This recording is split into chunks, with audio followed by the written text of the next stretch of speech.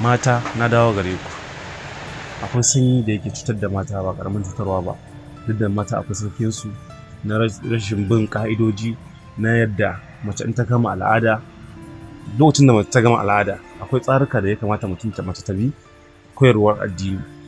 Farko, lokacin da kika gama al'adanki za ki samu almuskin ki fari. Wannan shi ake kira farin almuski. Yana da matuƙar tasiri a gurin mata. Akwai macen da za ta dinga jin ƙaiƙayin gaba, tana sosawa, yana fidda wani farin gari, yana fidda farin ruwa kuma gaban na wari. Duk rashin bin wannan ƙa'idoji ne.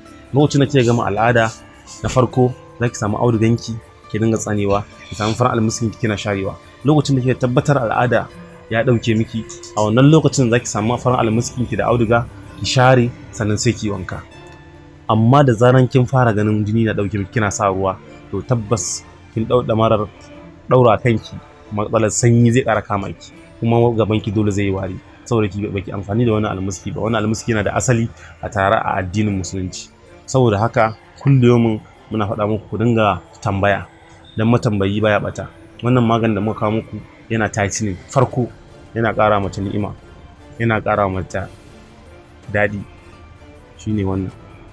To duk wacce ta yi amfani da wannan, in ta ji wannan darasin, farin almuski da shi ake amfani. Muna faɗakar ku ne saboda shi dukkan cuta akwai maganinsa. Saboda haka yanzu na dawo ga mata masu rashin ni'ima, ba su da ni'ima a tattare da su. Wannan Lifton sha ake yi a ruwan zafi, yana ƙara ni'ima. Macen da ba ta da sha'awa kenan, ba ta da ni'ima. Ɓangaren kuma maza, na dawo gare ku don dole a maganan maza dole za a yi maganan mata don abu ɗaya ne. Kowa akwai matsalar da ke samun shi. Akwai namijin da ko da yaushe gaban shi ƙanƙancewa yake, ya yi magani, amma lokacin da ya ɗan tashi za ta iya girma, amma da ya kwanta, da ya ɗan ta fara abin zai ji kawai sha'awar ma ya ɗauke mai gaba ɗaya, bai gamsar da iyali kwata-kwata.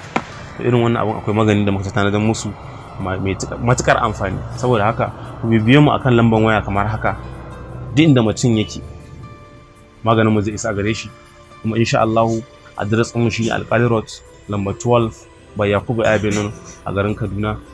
Din da ka duba ka ce VGS, sunan shagon mu kenan, sunan kamfanin mu kenan, Pig Good Store. Ku same mu akan lamba kamar haka.